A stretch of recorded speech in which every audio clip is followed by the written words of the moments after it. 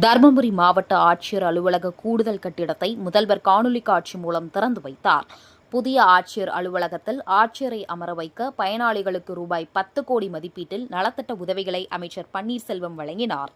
தருமபுரி மாவட்ட ஆட்சியர் அலுவலக கூடுதல் கட்டிடம் 38 கோடி ரூபாய் மதிப்பீட்டில் கட்டி முடிக்கப்பட்டுள்ளதை தொடர்ந்து தமிழக முதல்வர் தலைமை செயலகத்திலிருந்து காணொலி காட்சி மூலம் திறந்து வைத்தார்.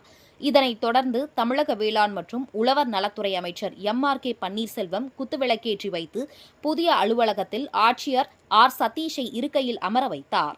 இதனைத் தொடர்ந்து 10 கோடி மதிப்பிலான பல்வேறு துறைகளின் சார்பில் நலத்திட்ட உதவிகளை வழங்கினார்.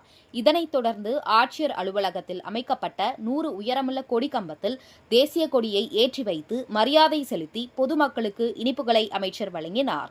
இந்நிலையில் மாவட்ட ஆட்சியர் ஆர். சதீஷ், நாடாளுமன்ற உறுப்பினர் வழக்கறிஞர் மணி, எம்.எல்.ஏ. எஸ்.பி. வெங்கடேஸ்வரன் உள்ளிட்ட அரசுத்துறை அலுவலர்கள், பொதுமக்கள் என பலர் கலந்து கொண்டனர்.